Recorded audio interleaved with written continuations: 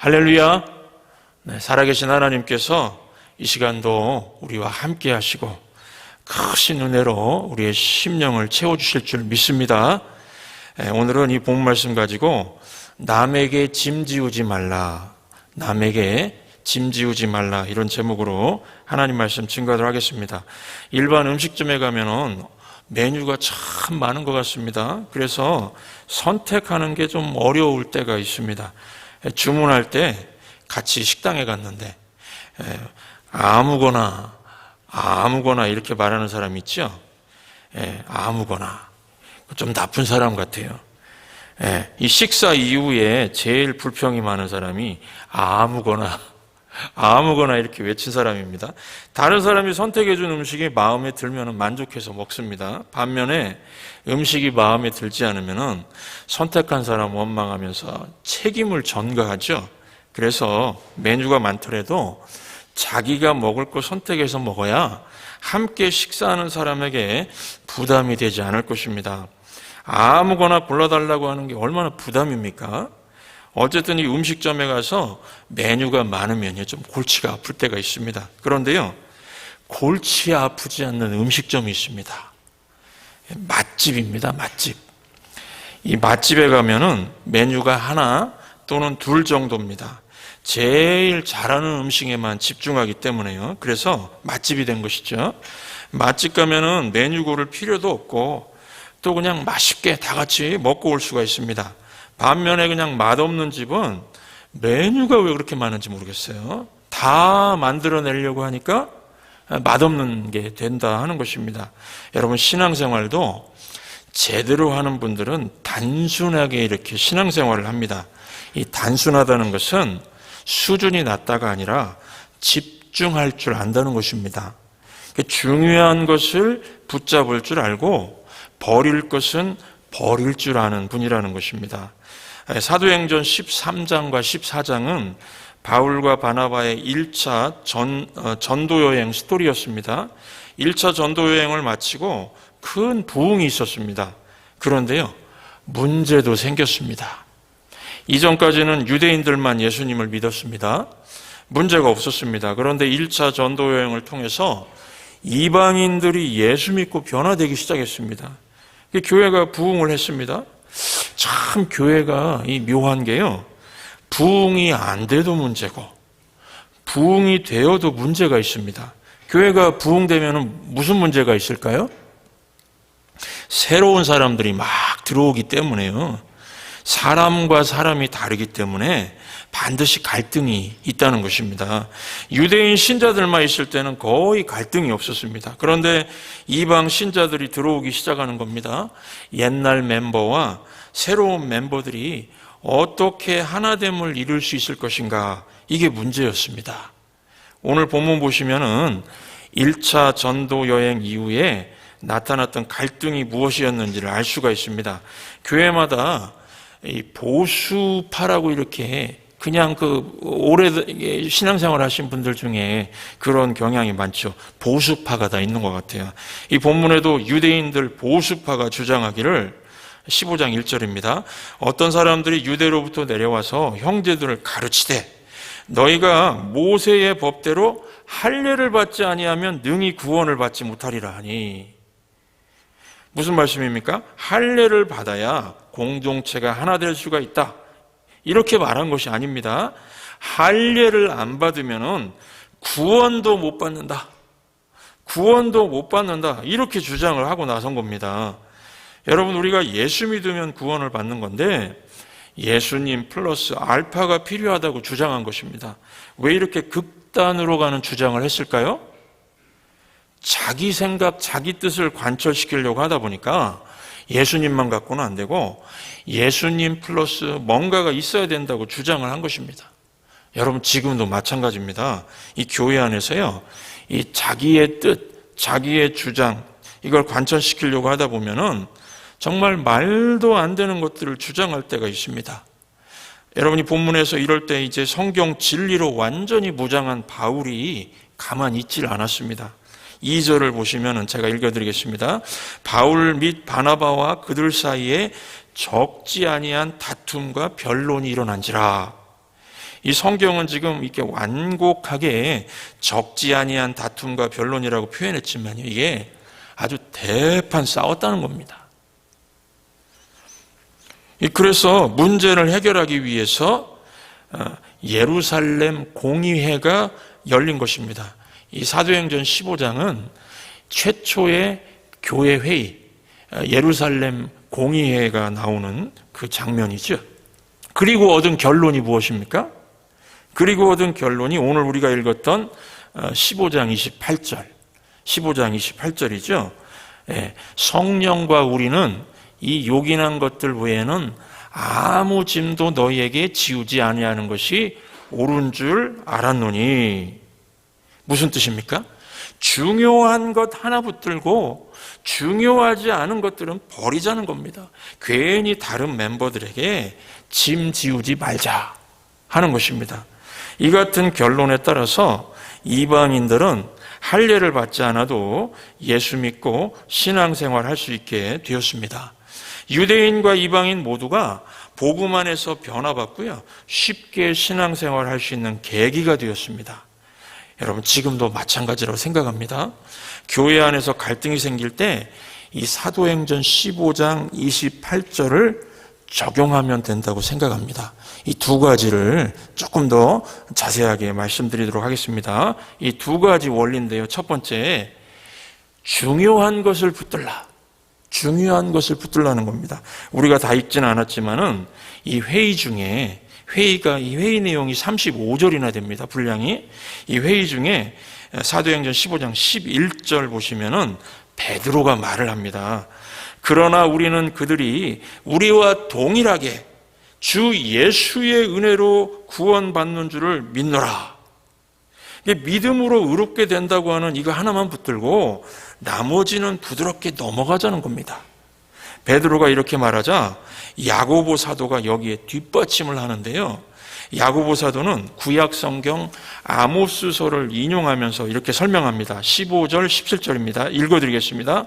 선지자들의 말씀이 이와 일치하도다. 회의 내용과 일치한다는 겁니다. 기록된 바 이후에 내가 돌아와서 다윗의 무너진 장막을 다시 지으며 또 그 허물어진 것을 다시 지어 일으키리니 이는 그 남은 사람들과 내 이름으로 일컬음을 받는 모든 이방인들로 주를 찾게 하려 함이라 하셨으니.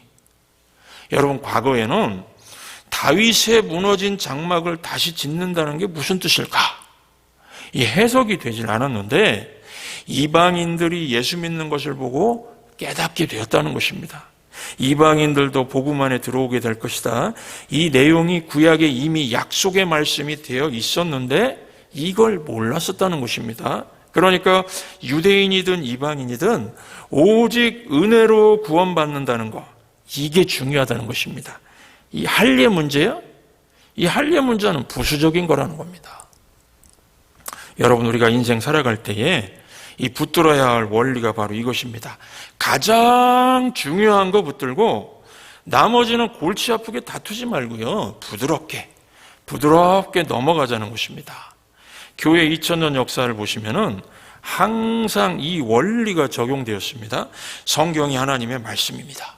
오직 예수 그리스도의 십자가 복음이 답입니다. 성령의 내주하심을 믿고 성령의 인도하심을 따라 사는 것, 이 핵심을 붙들고 있을 때는요, 부흥의 역사가 일어났습니다.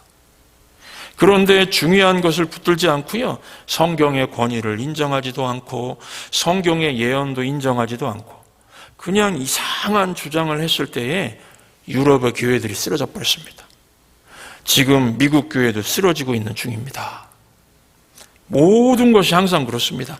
하나님이 중요하게 여기시는 것을 붙들면은 부흥하고 중요한 것을 무시하면은요, 썩고 부패해가고 교회도 망하고 가정도 무너지고 사회도 부패하게 됩니다. 여러분들, 저는 이 부흥에 참 목말라 있습니다. 부흥이란 이 단어, 단순히 교인들 숫자가 많아지는 거 말하는 게 아닙니다.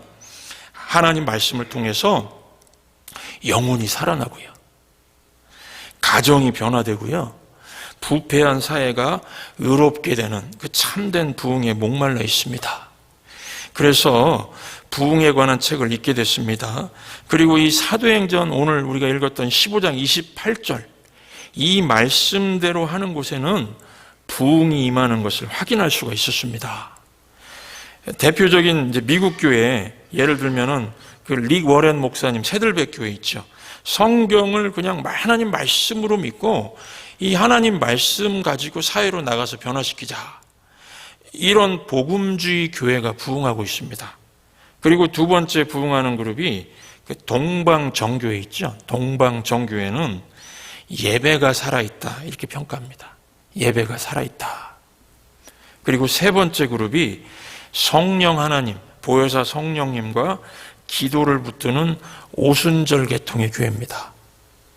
하나님 말씀 붙들고 예배 붙들고 성령과 기도 붙드는 그룹들이 부흥을 맛보더라 하는 것입니다. 그러므로 우리 교회에서 강조해야 할 것이 예배 강조하죠. 말씀 강조하죠. 또 새벽 기도 강조합니다. 성령의 능력 의지하죠. 이게 바로 기본입니다. 이게 중요하다는 것입니다. 저는 목사니까 또 교회에 관심이 참 많습니다. 우리 교회, 이웃교회, 이민교회, 미국교회. 그래서 항상 관심 있게 이제 교회들을 살펴보는데요. 어떤 교회들을 보면은 교회가 사이즈가 큽니다. 근데 참 안타까운 마음이 들 때가 있습니다. 이 교회 부흥을요, 시스템이라고 그러죠. 체계. 시스템과 그냥 많은 프로그램으로 이루려고 합니다. 그러다 보니까 프로그램이 재밌으니까 교회를 찾는 사람들은 늘어납니다. 교회 재정도 넉넉해집니다. 그런데 교회가 돈이 많아지니까 도리어 싸움과 갈등이 생겨나고요. 영혼이 살아나는 회개의 역사는 없고요. 삶을 변화시키는 성령의 역사가 나타나질 않습니다. 주 예수의 은혜로 구원받는 역사가 나타나질 않는다는 것입니다. 예수 믿고 세례받는 사람들 숫자가 늘지가 않습니다. 우리 천성교회 식구들은 우리 삶 가운데에 이 중요한 기본을 붙드시기 바랍니다. 인생은요, 빨리빨리 가는 게 중요한 게 아니고 바르게 정도를 가는 게 중요하답니다. 이게 지금 오늘 본문의 말씀이죠. 중요한 거 붙들라. 일이 안 풀린다고 조급하게 나가지 마십시오. 기본이 무너지면 안 됩니다. 이 축구에서 이 공보다 선수가 앞서가서 골인을 시키면 이게 옵사이드라고 하죠. 이 골을 넣어도 무효입니다. 쓸데없습니다. 그 하루야마 시게오 일본 사람인데 뇌내 혁명이라는 책을 썼습니다. 이 책 보시면은 병은 의사가 고치는 게 아니랍니다. 병은 20% 정도는 의사가 고치고 나머지는 저절로 낫는답니다. 하나님이 사람 몸을 그렇게 만드셨답니다. 그래서 어려서 한의학을 공부했고 이분이 나중에 동경의대 들어가서 동서양 의학을 다 공부한 사람이니까 이 질병 가지고 얘기할 때 질병 분야에서는 이거 맞는 얘기하는 거죠. 이 책 우리가 영적으로 적용하자면은 몸을 창조하신 하나님 말씀 거역하지 말고요. 하나님 말씀에 그 원리가 있습니다. 몸을 창조하신 하나님 말씀 거역하지 말고 순종하고 믿으라는 것입니다. 그러면은요, 질병도 떠나갈 수 있다는 겁니다. 한마디로 하나님 의지하고 하나님보다 앞서지 말라는 것입니다. 인생 길지 않습니다. 맨날 그냥 급해가지고 마음 급해가지고 막 반칙범하고 옵사이드 당하고요. 뒷수습 하다가 시간 낭비하지 마시기 바랍니다. 인생에서 가장 중요한 것은 하나님 의지하고 하나님보다 앞서지 않는 것입니다. 매사에, 그래서 매사에 하나님께 묻고 물으면서요, 가기만 해도, 그렇게 가기만 해도 인생은 풍요로워지고 하늘의 복과 땅의 복이 주어집니다. 매사에 하나님께 물으면서 가기만 해도 인생은 풍요해진다는 것을, 풍성해진다는 것을 믿으시기 바랍니다. 두 번째로 오늘 이 5절 핵심 요절에 두 가지 원리가 있습니다. 예루살렘 회의 양대 원리. 첫 번째는 중요한 것을 붙들라는 것이고요. 또 한 가지는 쓸데없는 짐을 지우지 말랍니다. 쓸데없는 짐을 지우지 말라. 저는 모태 신앙인입니다. 저 어릴 때는요, 놀 장소가 별로 없었기 때문에 교회 앞마당 가가지고 가서 놀았습니다. 10대 중고등부 시절에도 친구들과 교회에 가서 놀다가, 교회 가서 공부하다가, 밤에 라면도 끓여 먹고, 또 그냥 마음이 이렇게 동하면 밤새워서 같이 기도하고 그랬습니다. 교회가 제 인생의 전부였습니다. 그래서 이 한국 교회의, 현대 교회의 그 발자취를 어느 정도 직접 볼 수가 있었습니다. 그러니까 제가 경험한 것들은 대부분 한국 교회의 현실이라고 할 수 있습니다. 제가 체험한 것들 중에 어릴 때도 이렇게 자라면서 좀 답답했던 게 있습니다. 이 답답했다는 게 뭐냐면은, 많은 분들이 익숙한 것을 진리라고 생각을 했다는 겁니다. 익숙한 것을 진리라고요? 익숙한 것은 문화지 진리는 아닙니다. 그런데 익숙한 그 문화를 진리라고 적당히 섞어서 짐을 지우는 걸 봤습니다. 성도들에게 짐을 지우는 겁니다. 우리는 많은 순간 문화적인 산물인데 자기에게 익숙한 것을 진리인장 말할 때가 있습니다. 이런 것이요, 비슷한 세대끼리는 그래도 통하는데 안 통하는 세대가 있습니다. 이런 것이 안 통하는 세대가 있다면요, 맞춰줘야 되지 않습니까? 문화적인 편견 가지고 막 강요하고 윽박지를 수 없다는 것입니다. 제가 어렸을 때에 교회 내에서 일어났던 일들인데요, 그 당시엔 그랬습니다. 그때는요, 마룻바닥에 무릎 꿇고 예배드렸습니다. 아마 우리 장로님 기억하실 수도 있겠는데, 정말 저 어렸을 때 마룻바닥이었습니다. 마룻바닥에 앉아서 무릎 꿇고 예배를 드렸는데, 방석 있죠? 방석 까는 것도 불경건하다 그랬습니다. 어떻게 하나님 앞에서 방석을 깔고 예배 드릴 수가 있느냐? 그래서 이 방석 깔면은 이단 되기도 쉬웠습니다. 그런데 이제 도시 교회들에게 이렇게 지금 장의자 있죠? 이 장의자가 들어오기 시작했습니다. 본당에 이 장의자가 들어오려고 그랬을 때 아주 나이 많으신 장로님들이 이거 반대했습니다. 왜 반대했을까요? 어떻게 하나님 앞에 의자에 앉아서 예배를 드리느냐는 겁니다. 어떻게 이렇게 의자에 앉아가지고 하나님께 예배를 드리느냐? 무릎 꿇고 경건하게 드려야지. 이렇게 얘기하면서 이걸 반대했습니다. 그래가지고 그냥 진짜 의자에 앉으면 이단같이 보이게 이렇게 됐습니다. 의자에 앉으면 이단. 나이 드신 장로님들은요, 의자에 앉는 것이 예배할 때는 옳지 않다, 이런 확신이 있었습니다. 여러분, 이것은 문화적인 편견이지 진리가 아닙니다.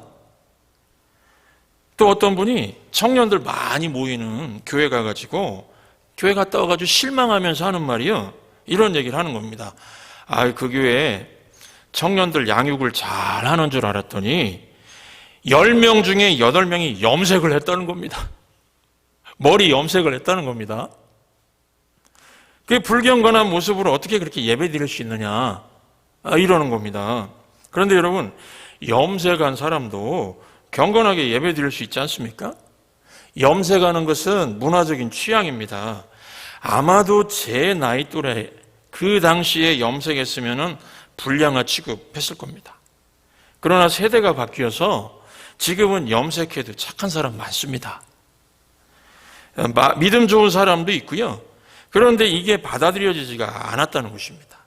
노란색 염색하고요, 간절히 기도드리는 사람도 있습니다.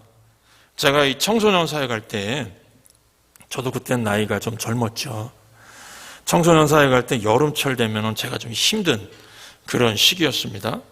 이 학생 아이들이 짧은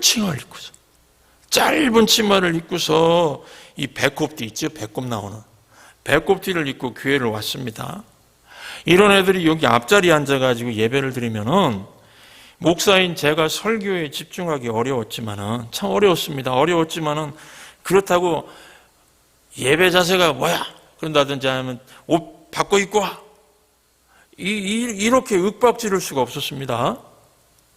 이것도 기다려주면은 사라질 것이라고 생각했습니다. 아니, 그 아이들이 커가지고요, 이제 결혼하고서 어떻게 애엄마 안고, 아니, 애엄마를 안는 게 아니고 애엄마가 돼가지고 아기를 안고서 미니스커트 입을 수가 있겠습니까? 한때겠죠? 이 뉴욕의 어느 교회에 있었던 일인데요. 실제입니다. 교회 당회원들 사이에, 장로님들 사이에 의견 대립이 된 이슈입니다. 예배 때는 경건한 노래인 찬송가만 불러야 된다. 찬송가파. 오직 찬송가만 불러야 된다. 또 한쪽은 아니다. 은혜로운 복음성가도 부를 수 있다. 아니다, 찬송가. 아니다, 복음성가도 가능하다. 찬송가뿐만 아니라 복음성가도 가능하다. 실제로 이거 가지고 다퉜습니다. 복음성가는요, 세상적인 음조가 있다는 겁니다. 여러분들 생각은 어떻습니까? 그런데 여러분, 사실은 거룩한 음악이라는 건 없습니다. 거룩한 음악은 없고 거룩한 가사만 있을 뿐입니다. 모든 음악을요, 다 바꿔가지고 기독교 신앙을 넣으면 됩니다. 어메이징 그레이스, 그것도 원래 그 음악은요, 선술집에서 연주된 음악이었습니다. 띠리리리리리리, 이거를 복음적으로 바꾼 노래죠. 저 어릴 때 연가라고 있었습니다. 연가. 비바람이 치던 바다 잔잔해져 오면 오늘 그대 오시려나 저 바다 건너서 그대만을 기다리리 내 사랑 영원히 기다리리. 이 노래 있지 않습니까? 이 노래를 저도 기억이 납니다. 이 노래를요, 복음성가로 바꿔서 더 많이 불렀습니다. 더 많이 불렀습니다. 나를 사랑하는 주님, 나를 위해 죽으시고 부활 승천하시어서 구세주가 되셨네. 주 오시면 천국에서 주님과 살리라 영원토록. 이렇게 복음성가로 아예 바꿔버렸습니다. 영적인 연가로 바꾸면 되는 거죠. 우리가 왜 문화와 충돌해야 됩니까? 문화를 바꿔버리면 되죠. 우리는 이런 모습으로 나가는 존재입니다. 세대를 본받지 말고 새롭게 함으로 변화를 받으라, 이렇게 말씀하고 있지 않습니까? 그리스도인은 바로 이런 존재입니다. 문화적인 편견 때문에 남에게 짐을 지우고 강요할 시간 없습니다. 교회 안에서 쓸데없는 논쟁하면서 시간 낭비하고 지내면 안 된다는 것입니다. 중요한 거 붙들고 남들에게 짐 지우지 말고 나도 남도 전진하는 인생이 되어야 되겠습니다. 여러분, 예수 믿고 사는 삶의 특징이 무엇입니까? 예수 믿고 사는 삶의 특징은 행복하다는 거다고요, 풍요롭다는 겁니다. 두 가지입니다. 네. 제가 기도하고 교역자들하고 또 얘기 나누면서 내년도 표에 반영하려고 하는데, 예수 믿고 사는 사람 특징이 바로 이겁니다. 행복하다는 거고요, 풍요롭다는 거고요. 행복과 풍성함을 나눌 수가 있어야지 남들에게 짐 지우면 안 된다는 것입니다. 우리 천성교회 식구들은 세대 차이 있습니다. 문화 차이 있습니다. 세대 차이, 문화 차이가 있어도 짐 지우지 마시고 예배를 통해서 살아계신 주님, 부활하신 주님을 만나시기 바라고요. 먼저 행복과 풍성함을 누리시고 서로 오늘 말씀처럼 주 예수의 은혜만을 나누어 주시기 바랍니다. 한국교회 지금 현실이 가나안 성도라고 그러죠. 가나안 거꾸로 하면 안 나갑니다. 안 나가. 교회 안 나가. 교회 안 나가. 왜 안 나가? 왜 안 나가? 가나안 성도가 10만이 넘었습니다. 10만 명이 넘었습니다. 왜 교회 안 나가죠? 교회 가면은 무거운 짐을 지우니까요. 교회 가면 무거운 짐을 지니까요. 아니, 마음도 힘들고 위로받고 그러라고 나갔는데 상처받은 데다가 그냥 소금을 막 뿌려가지고 더 상처 주고 짐을 지우니까 안 나가겠답니다. 교회 안 나가. 여러분, 교회는 이런 곳 아니죠. 교회는 짐을 지우는 곳이 아니라 서로 축복하는 곳입니다. 주 예수의 구원의 은혜를 나누는 곳입니다. 서로 만나면은 바라보면서 매일 발걸음마다 예수님이 인도해 주실 것입니다. 힘내세요. 주님께서 무거운 재짐을 벗겨주시고 가볍게 해주실 것입니다. 힘내세요. 주님께서 약속하신 대로 하늘의 복과 땅의 복으로 풍성하게 채워주실 것입니다. 이렇게 서로 축복해 주시기 바랍니다. 교회는 이런 곳입니다. 이 교회, 이런 교회로 주님께서 우리에게 주셨습니다. 우리 예수님은요, 우리를 구원해 주셨고 이 땅에서 행복의 길로, 풍성의 길로 인도해 주시고 장차 천국 가서도 행복하게 살도록 우리에게 복을 주실 것입니다.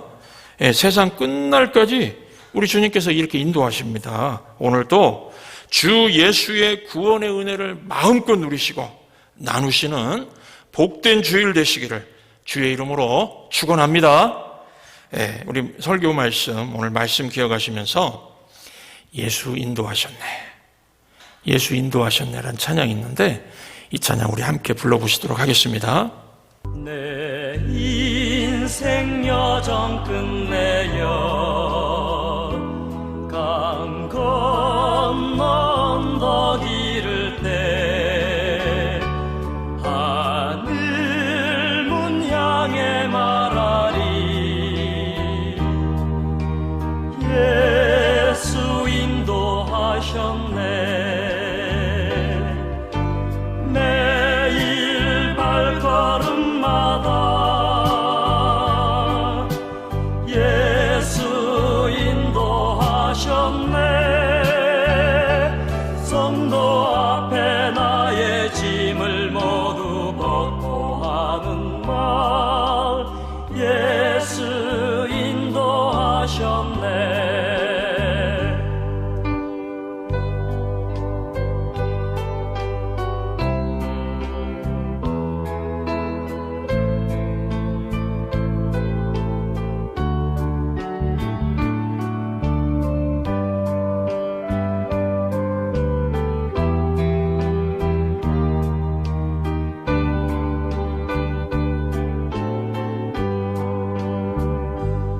내 밟은 발걸음마다 주 예수 보살피시사 승리의 개가 부르며 주를 찬송하리라